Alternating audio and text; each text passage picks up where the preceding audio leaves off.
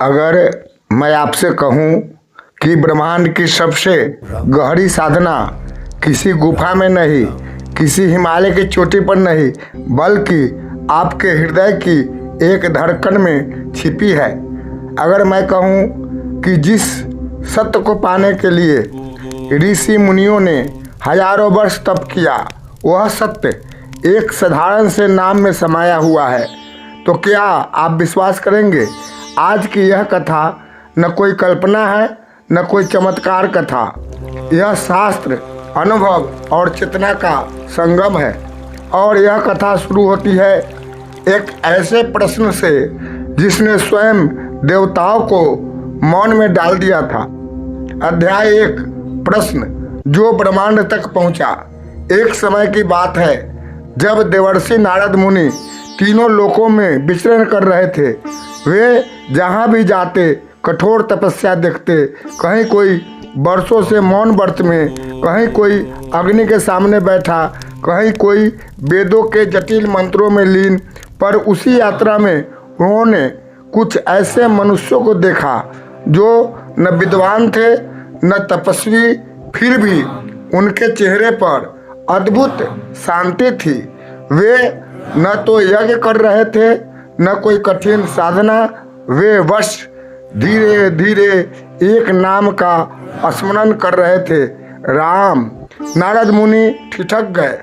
उनके मन में प्रश्न उठा, क्या केवल नाम स्मरण से वह अवस्था प्राप्त हो सकती है जिसके लिए जीवन भर तप करना पड़ता है?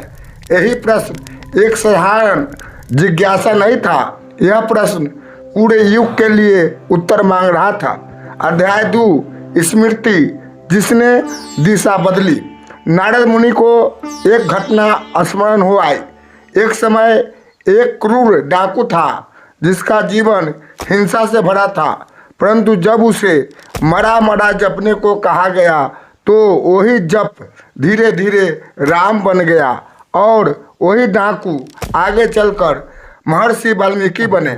नारद मुनि ने सोचा, यदि नाम इतना साधारण होकर भी इतना परिवर्तन कर सकता है तो इसमें अवश्य कोई गहरा ब्रह्म रहस्य है। पर प्रश्न अब भी अधूरा था। अध्याय 3, ऋषियों का उत्तर पर अधूरा समाधान। नारद मुनि महान ऋषियों की सभा में पहुंचे। उन्होंने पूछा, जब वेदों में हजारों मंत्र हैं तो फिर एक नाम को ही सबसे सरल और श्रेष्ठ क्यों कहा गया? एक वृद्ध ऋषि बोले, मंत्र विधि मांगता है, नाम भाव मांगता है। दूसरे ने कहा, मंत्र शुद्ध उच्चारण चाहता है, नाम शुद्ध हृदय चाहता है। पर नारद मुनि समझ गए, ये उत्तर सत्य है पर पूर्ण नहीं। नाम की मूल शक्ति अभी भी अनकही थी। अध्याय 4, सृष्टि से पहले का रहस्य। अब नारद मुनि अपने पिता ब्रह्मा के पास पहुँचे। उन्होंने विनम्र होकर पूछा, पिताश्री, क्या नाम सृष्टि के बाद आया या सृष्टि से पहले?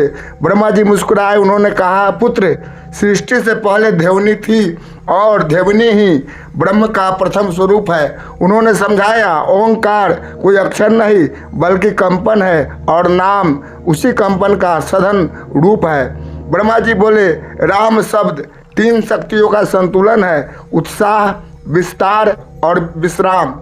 नारद मुनि का मन अब और गहराई के उत्तर चुका था। अध्याय 5, युगों का रहस्य। नारद मुनि अब पहुंचे विष्णु के चरणों में। उन्होंने प्रश्न किया, हे प्रभु, यदि आप स्वयं अवतार लेकर धर्म की रक्षा करते हैं तो कलयुग में केवल नाम को ही श्रेष्ठ क्यों कहा गया? भगवान विष्णु बोले, हर युग की चेतना अलग होती है। सतयुग ध्यान, त्रेता यज्ञ, द्वापर पूजा और कलयुग। उन्होंने क्षण भर रुककर कहा, कलयुग में मन थका हुआ है, जीवन तेज है और ध्यान भटकता है। ऐसे में जो सबसे सहज है वही सबसे प्रभावी है, नाम, जो हर श्वास के साथ चल सके। अध्याय 6, मौन में गूंजता नाम। अब नारद मुनि कैलाश पहुँचे, जहाँ मौन भी ध्यान करता है। वहाँ ध्यान मग्न बैठे थे महादेव और आश्चर्य, उनके मुख से मंद स्वर में राम राम की ध्वनि निकल रही थी। नारद मुनि स्तब्ध रह गए। उन्होंने पूछा, हे महादेव, आप स्वयं परम तत्व है, फिर भी आप नाम जपते हैं? महादेव ने नेत्र खोले और कहा, नाम साधक के लिए नहीं संपर्क के लिए होता है। अध्याय 7 सबसे गहरा सत्य। महादेव बोले, वेद मार्ग है, नाम सेतु है। मार्ग थका देता है, सेतु पार कराता है। उन्होंने कहा, जब कोई व्यक्ति नाम के साथ जीता है तो उसका अहंकार धीरे धीरे गलने लगता है और जहाँ अहंकार गिरता है वहीं ईश्वर उतरता है। अध्याय 8 पृथ्वी पर प्रयोग। नारद मुनि अब उत्तरों से नहीं, अनुभव से संतुष्ट होना चाहते थे। वे पृथ्वी पर आए, न कोई आश्रम न कोई सभा, सिर्फ साधारण लोग। उन्होंने बस इतना कहा, दिन में कुछ क्षण श्रद्धा से नाम स्मरण करो। धीरे धीरे लोगों के जीवन में भीतर से परिवर्तन होने लगा। स्थिति वही थी पर दृष्टि बदल गई।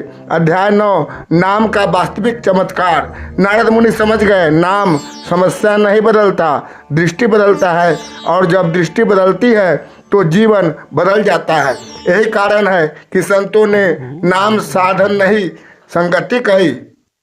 आज के युग के लिए संदेश। आज का मनुष्य जटिलता से नहीं सरलता से जुड़ता है, इसलिए कलयुग में नाम ही नाव है। यदि आप प्रतिदिन कुछ क्षण श्रद्धा से नाम स्मरण करें तो धीरे धीरे आपके भीतर एक स्थिरता जन्म लेगी और वही स्थिरता आपको जीवन की हर उलझन में मार्ग दिखाएगी। यदि यह कथा आपके हृदय को छू गई हो तो वीडियो को शेयर करें और कमेंट में लिखें, आज से मैं 108 बार राम नाम जपने का संकल्प लेती हूँ, क्योंकि आपका एक संकल्प किसी और के जीवन में प्रकाश जगा सकता है। जय सिया राम, जय हनुमान। झलक दिव्य ज्ञान।